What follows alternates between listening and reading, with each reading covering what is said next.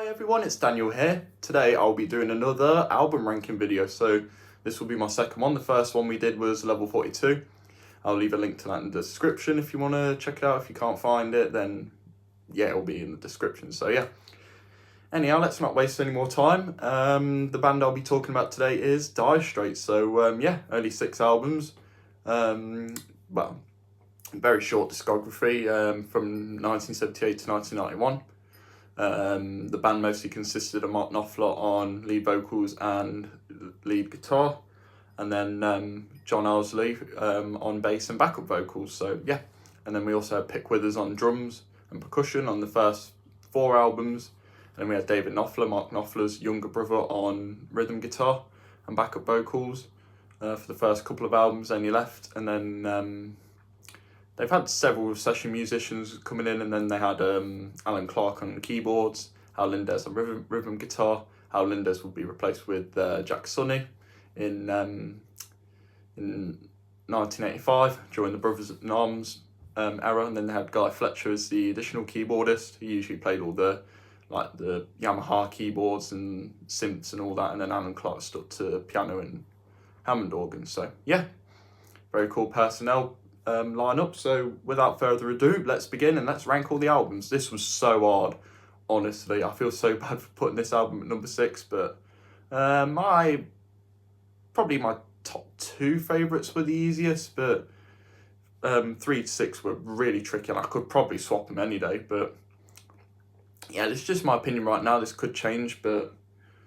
hopefully not. But the problem with Dire Straits, they never did a bad album, trust me. Like, all their albums fantastic, all pretty much nearly 10 out of 10 perfection. So yeah, to be fair with Dire Straits, I thought I wasn't going to get into them, but yeah, I've already done a review of the first album, so I'll leave a link to that in the description as well. So yeah, anyhow, let's begin the ranking list. So my number 6 is their album from 1979. This is their second album, and it is Communique. So this album, quite like the artwork, probably the best artwork. Dire Straits' artwork's a bit odd, doesn't really describe the album very well, but it's an envelope, and yeah. So yeah, Communique, a really good second album. Well, great second album, to be fair. If you love the first album, then you definitely love this one. Production-wise, it definitely does sound like the first album, but yeah, we still got some great songs. Once Upon a Time in the West is a really cool album opener. I love that one. News is a beautiful track. Where Do You Think You're Going is a very cool track as well. Communique, the title track, quite like that one. Lady Writer, probably my favourite song. People say it's pretty much Sultans of Swing Part 2, but I digress. Still a great song though. If Sultans of Swing never existed, then this would definitely be the hit single. Angel Mercy is another nice song. Portobello Bell, quite like that one. Single-Handed Sailor's probably my favourite song. I quite like the guitar. It kind of reminds me of Another Brick in the Wall by Pink Floyd for some reason, I don't know why. And Follow Me Home's a nice album closer. So yeah, really great second album. Hate to put this at number 6, but something had to come at number 6. This is not a bad album. I would highly recommend it if you've only listened to like the first Dire Straits album or say Brothers in Arms. On keyboards, the difference with this album from the first album, we have Be Bear on keyboards. Don't know who that is, but yeah, get a bit of piano and organ on this album. But yeah, still a great album, and yeah, it's coming in at number 6. So yeah, my number 5 is going to be the album that came before, their debut. Oh, I love this album though, like, honestly. So yeah, we've got a woman in, I don't know, a room or something, I don't know, but anyhow, this album and Communique both have 9 songs, which is quite fitting. So yeah, Down to the Waterline, fantastic album opener. I love that song. Water Love's a pretty cool track as well. Quite like that one. Kind of reminds me of J.J. Kell, you know. I only know one song by him, which is River Runs Deep, but yeah. Set Me Up's a really funky song. I like that one. Six Blade Knife's another cool track. Quite like, yeah, I love the bass line in it as well. So yeah. Quite a I don't know how to describe the song. Quite a low sounding song. Yeah, sort of quiet, you know. Quite like that. Southbound again, another great song. Sultans to Swing, of course, the hit single off this album, very cool track, I love that one. I love the guitar parts and just a great song. Like, yeah, like I didn't really no, I did like this song. I wasn't really bothered about it, until I got the album. The album version is the best version, and yeah, it's just a great song now. I love it now, so yeah, that's great. In the Gallery is another great song. Literally, this album didn't even need like keyboards or anything. The guitars were that clean, yeah. So yeah, Wild West End, that's a really nice track. I love that one. And Lines is a great album closer. It's probably my favourite track. Like In the Gallery and Wild West End is really pretty tracks. So yeah, another great album. So number 5, Dire Straits, which was released in 1978. So yeah, great debut album, and yeah, highly recommend it. At number 4, we're going to have their third album from 1980, which is Making Movies. The best album cover I've ever seen. Yay. There you go, it's iconic, but yeah.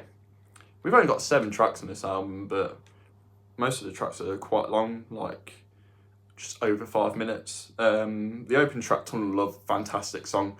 I love that organ intro, and yeah, it's just great. It's a carousel waltz intro by Rodgers and Hammerstein II. Yeah, what a song, Tunnel of Love. Such a fun song. They definitely expanded their sound on this album. I could tell, they were doing like less acoustic stuff and, going for more of a rock sound, which is pretty cool. I don't know what you described Dire Straits, blues rock, pub rock. Well, they started off playing songs in pubs and yeah, released their first album, and then yeah. So yeah, Tunnel of Love, fantastic song, love that song, great album opener. On the single release though, they had to split the song, so on the B side you had Tunnel of Love Part 2, and then Part 1 on the A side obviously. So yeah, Romeo and Juliet, that's a beautiful song, I love that song. I love the guitar that's on the Brothers in Arms artwork. Yeah, Mark Knopfler uses that in this song. Skate Away is another fun track, I love that song. I just love how it starts with the piano and all that, and just a great song, love it. Yeah, very fun track. Express the Love, another great track. This album's very cinematic with its tracks, but yeah, which I quite like, so yeah. And then Hand in Hand's quite nice. Solid Rock is a very underrated song. And then Les Boys, bit of an odd one to end the album. That's probably the reason why I rank this album a bit lower. I think instrumentation-wise, it sounds like Dire Straits, which is nice. I quite like the instrumentation with the lyrics. Yeah, they haven't held up very well. It definitely reminds me of something from It Ain't Half Hot Mum. If they put the song in an episode of It Ain't Half Hot Mum, then that would be really fitting, because the lyrics, Les Boys did cabaret and all that, and yeah, definitely would have fit that show in my opinion. So yeah, still a great album though, love Making Movies, so this album comes in at number 4. At number 3, some of you might disagree with this album because, well, my number 3 pick is On Every Street from 1991.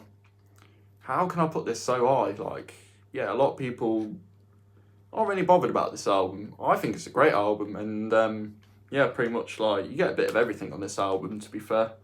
I love the artwork as well, assuming it's Mark Knopfler in the studio, just like kind of chilling and playing guitar. Yeah, it's pretty cool. So yeah, we have 12 tracks. This is the longest album, it's an hour long. Goes by quite quick. I love the the opening track, Calling Elvis. On Every Street's quite a slow song, and then it gets quite upbeat at the end when it comes to use of another nice track. I like that one. Fade to Black. That one's a really cool track. I like that one. The Bugs are another fun track. Bit of a silly, quirky one. Vince Gill, I believe, plays the guitar on that song. So yeah. You and Your Friends, quite nice. Heavy Fuel, Money for Nothing Part 2. Iron Hand's nice. Ticket to Heaven's really beautiful track. You've got George Martin conducting strings on that one. My Parties is probably my favourite track. That song's just really upbeat. Reminds me of being at a party. And yeah, the saxophones are really nice in that song. Yeah, I just think it's a really underrated song. I've heard a few people don't like that song, but I love it. Definitely my favourite song on the album. Planet of New Orleans is quite an interesting track, like the ticking noise in it, which, yeah. And then How Long's a Nice Way to End Off the Album definitely reminds me of something from the first couple of albums. So yeah, really great final album. I believe, well, Dire Straits broke up in 1988 and then came back for a bit in the 90s. And yeah, they released this album, the true finale album. So it's a great final album from Dire Straits. And yeah, definitely worth a listen. It's an hour long, but really doesn't feel like it when you've got some really upbeat, fast tracks, which, yeah. And heck, you got Jeff Porcaro in this album. I mean, come on. I mean, yeah, you can definitely tell him and Manu Katché are definitely trying to recreate that Pick Withers drum sound. You know, he's like sort of a jazz drummer and all that. So yeah, My Parties actually reminds me of RGY by Donald Fagen. Literally has the same drum beat, I know. But yeah, On Every Street at number 3. So yeah, I actually did have that album really low, but then I re-listened to it and I'm like, this album, yeah, doesn't get enough appreciation. So yeah, my top 2 are definitely the easiest. Number 2, I'm going to go with Brothers in Arms, their most commercial album, but yeah. We've got the guitar from Romeo and Juliet. Blue and pink don't blend well together. I know. Got this from a charity shop for 50p. Great bargain. I got the rest of these CDs from HMV. They cost £6.99 each, but hey, yeah.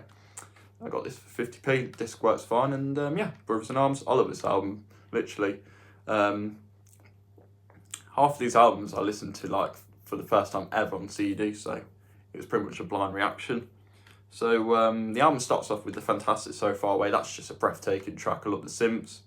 This is the first album to have Mr. Tumble's cousin, Guy Fletcher, on keyboards and backup vocals, and he definitely does a great job in this album.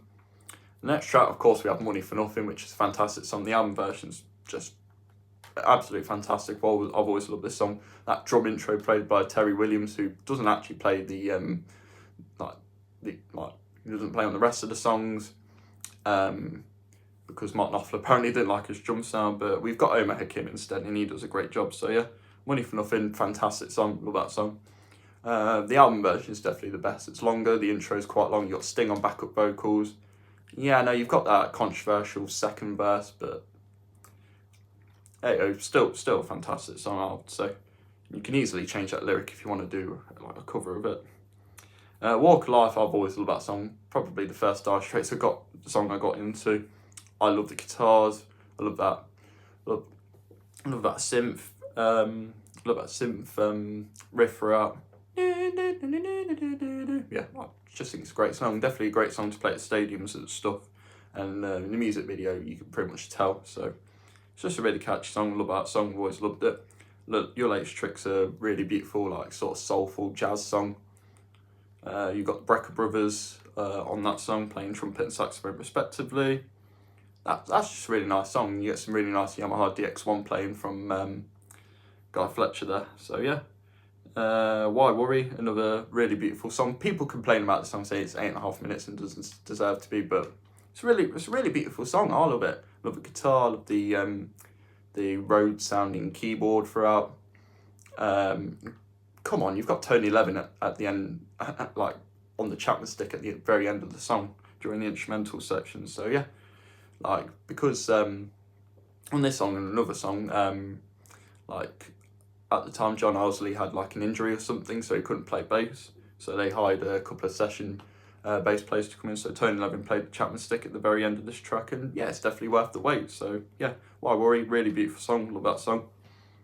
Ride Across the River is quite an interesting track. I love the synth throughout. You know, the flute sounding synth.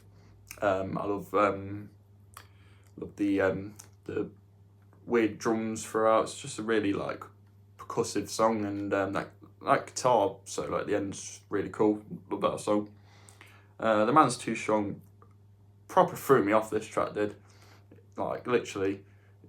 It's pretty much just Mark Knopfler and the acoustic guitar, and then that synth guitar comes in. Down, down, down. So cool, honestly. Jack Sonny played the synth guitar in this song. Fortunately, we lost him last year, so rest in peace to Jack Sonny. Yeah, this was pretty much the only track he ever played on. Like, yeah, he pretty much quit music after Dire Straits broke up. Had the first breakup, so yeah, which is a shame, but Man's Too Strong, great song. One World, oh, I love this song. slap bass on a Dire Straits song. How does that work?